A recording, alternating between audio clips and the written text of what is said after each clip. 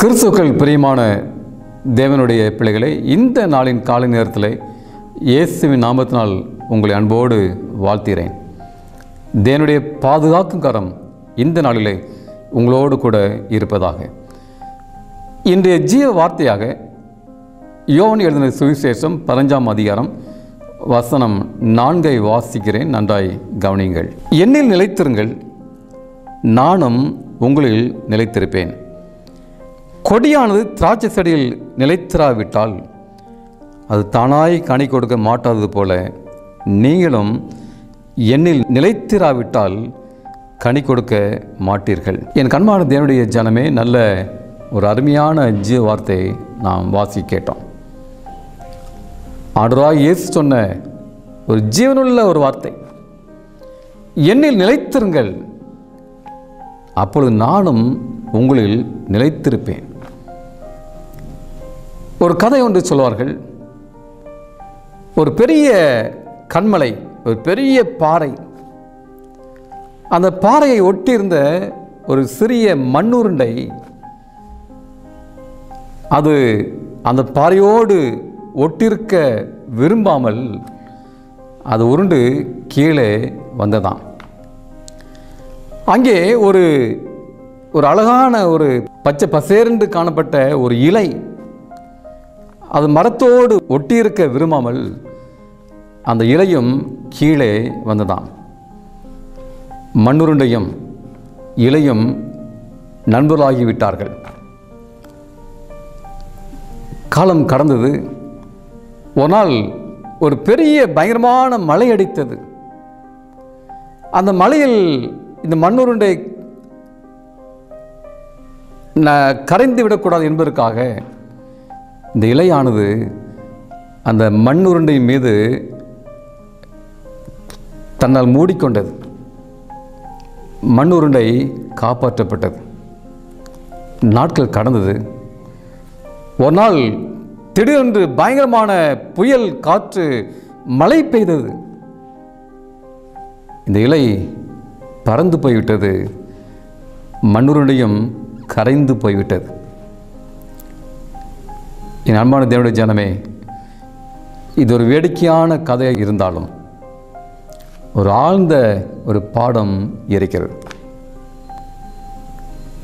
தன் நிலையிலிருந்து விழுபவனுடைய வாழ்க்கையும் அப்படித்தான் இருக்கிறது.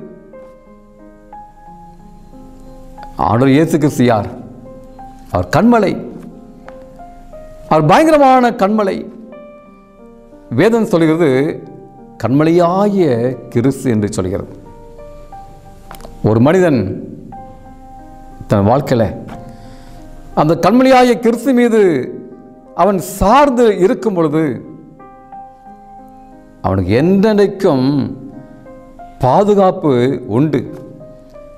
எந்த ஒரு மனிதன் இயேசு கிறிஸ்துவை விட்டு அவன் முறுமுறுத்து அவன் தூரமாய் சென்று விடுகிறானோ அவனுக்கு இந்த உலகத்தில் பாதுகாப்பு இல்லை. பிரியமானவர்களே, பாதுகாப்பு இல்லை.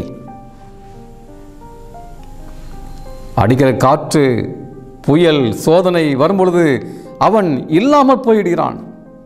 தன் இருந்த நிலையிலிருந்து அவன் இல்லாமல் போயிடுகிறான். அருமையான தேவனுடைய ஜனமே, அந்த கண்மலையாகிய கிறிஸ்துவை சார்ந்து வாழுங்கள். என்னை நிலைத்திருங்கள், அப்பொழுது நானும் உங்களில் நிலைத்திருப்பேன் என்று சொன்னார். கொடியானது திராட்சை செடியில் நிலைத்தரவிட்டால் அது எப்படி தானாய் கனி கொடுக்க முடியும்? நானே திராட்சை செடி, நீங்கள் கொடிகள். இயேசு செடி, நம்ம எல்லாரும் கொடிகள். என்னை அல்லாமல் உங்களால் ஒன்றும் செய்யக்கூடாது என்று இயேசு சொன்னாரே. இயேசு இல்லாமல் நான் வாழ முடியாது. பிரியமானவர்களே, இயேசு இல்லாமல் நம் குடும்பத்தை நடத்த முடியாது. இயேசு இல்லாமல் நம்முடைய பிள்ளைகளை நாம் வளர்க்க முடியாது. நம் எதிர்காலத்தை நிர்ணயிக்க முடியாது. பெரும் காற்று என்னும் சோதனை, துன்பங்கள், துயரங்கள் வரும்பொழுது நாம் உலகத்தில் இல்லாமல் போய்விடுவோம். பிரியமானவர்களே, இயேசுவே நமக்கு தஞ்சம், அவரே நமக்கு அடைக்கலம், அவரே நமக்கு கோட்டை, அரண், நான் நம்பியிருக்கிற துருகம், அவரே நமக்கு ஒரு புகலிடம். எனவே இயேசுவை சார்ந்து வாழுங்கள், அவர்கள் நிலைத்திருங்கள். அப்போ நீங்கள் பாதுகாக்கப்படுவீர்கள். நாம் கண்களை மூடி ஜெபம் செய்வோம். எங்களை அதிகமாக நேசிக்கிற அன்பின் ஆண்டவரே, இந்த காலை வேளைக்கு நன்றியோடு துதிக்கிறோம், எங்களை அர்ப்பணிக்கிறோம். இந்த செய்தி கேட்ட நம்முடைய பிள்ளைகளை ஆசீர்வதிங்க. நீ இல்லாமல் வாழ முடியாது ஆண்டவரே. நான் உண்மை கண்மலையாகிய உண்மையிடத்தில் நாங்கள் அடைக்கலம் போக வேண்டும் ஆண்டவரே. உண்மை சார்ந்து வாழ வேண்டும், உண்மை நிலைத்திருக்க வேண்டும் ஆண்டவரே. உண்மையிட்டு தூரமாய் செல்லக்கூடாது. உடைய பிள்ளை பாதத்து கொடுங்க. நிறைய கண்மலையும் கோட்டையுமாய் இருங்க. சுற்றிலும் பாதுகாப்பாக இருங்க. பத்திரமா இந்த நாளை காத்து கொள்ளுங்க. எல்லாருடைய போய்களும் வரதும் நம்முடைய கரம் கூட இருப்பதாக ஆசீர்வதிங்க. இயேசு நாமத்தில் வேண்டிக் கொள்கிறேன் பரலோகத்தின் பரம தகப்பனே. ஆமேன், ஆமேன்.